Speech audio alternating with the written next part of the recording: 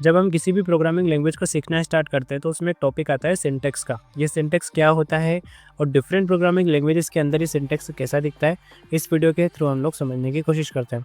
यहाँ पे सिंटैक्स की एक बेसिक सी डेफिनेशन मैंने लिख रखी है, उसको मैं आपको समझाता हूँ।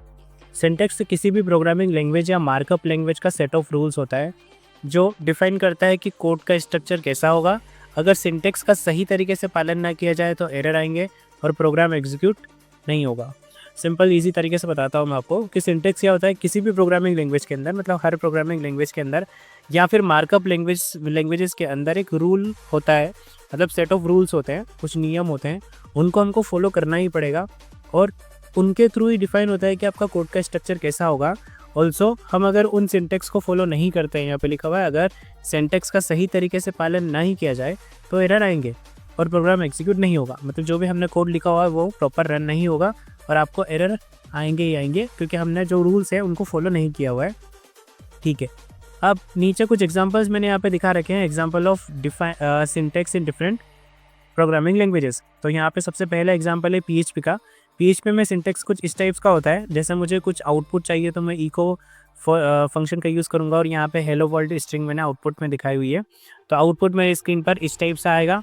ये पीएचपी का सिंटैक्स है। यहाँ इको एक पीएचपी का बिल्ट इन फंक्शन है जो आउटपुट प्रिंट करता है। ऑलराइट, नेक्स्ट है जावास्क्रिप्ट। जावास्क्रिप्ट का सिंटैक्स कैसा होता है, जैसे हमको आउटपुट करना है तो यहाँ पे हमको लिखना पड़ेगा console.log और फिर अंदर मैंने लिखा हुआ है स्क्रिप्ट या स्ट्रिंग, उसको हेलो वर्ल्ड। अब यहाँ console.log एक फंक्शन है जो कंसोल पर आउटपुट शो करता है। कंसोल क्या होता है, ये सब चीज़ हम लोग जावास्क्रिप्ट सीखेंगे तब समझेंगे। बाकी आउटपुट करने के लिए पाइथन में मुझे क्या चाहिए, तो आउटपुट ही करने के लिए पाइथन में मुझे प्रिंट फंक्शन का यूज़ करना पड़ेगा। पाइथन में सेमीकोलन या कर्ली ब्रैकेट्स नहीं होते बल्कि इंडेंटेशंस का यूज होता है। हम लोग यहाँ पे सेमीकोलन्स वगैरह लगा सकते हैं, इसमें कोई प्रॉब्लम नहीं है।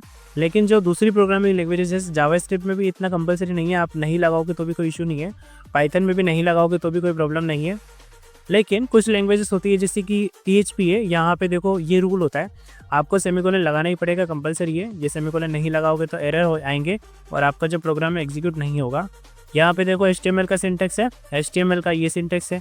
अब मार्कअप लैंग्वेजेस का ऊपर डिस्कस हुआ था, यहाँ पे देखो सिंटैक्स किसी भी प्रोग्रामिंग लैंग्वेज या फिर मार्कअप लैंग्वेज का सेट ऑफ रूल्स होता है। तो मार्कअप लैंग्वेज में हमारी HTML आती है क्योंकि HTML का फुल फॉर्म ही होता है हाइपर टेक्स्ट मार्कअप लैंग्वेज। अब यहाँ पे देखो ये मार्कअप है, ये स्ट्रक्चर है आपके वेब पेज का। तो इस टाइप से सिंटैक्स होता है HTML का सिंटैक्स टेक्स्ट के बेस पे होता है जिसमें ओपनिंग और क्लोजिंग टेक्स्ट का यूज होता है।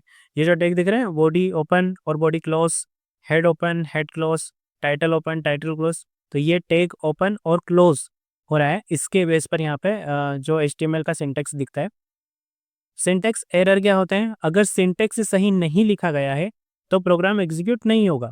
एग्जाम्पल के लिए मैंने अभी बताया था आपको, पीएचपी के अंदर हम लोग अगर सेमीकोलन नहीं लगाते हैं, फॉर एग्जाम्पल पीएचपी ओपन हुआ है, यहाँ पे क्लोज हुआ है और इको मैंने किया हुआ है, इसका प्री डिफाइंड फंक्शन है हेलो वर्ल्ड, और फिर यहाँ पे मुझे सेमीकोलन लगाना था लेकिन मैंने नहीं लगाया है, मैं भूल गया हूँ या फिर कुछ भी, तो मिसिंग सेमीकोलन ये एरर देगा क्योंकि पीएचपी में हर स्टेटमेंट के बाद सेमीकोलन लगाना ज़रूरी है।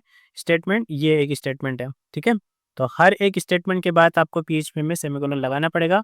अगर आप किसी स्पेसिफिक लैंग्वेज का सिंटैक्स समझना चाहते हैं तो कमेंट बॉक्स में बता सकते हैं।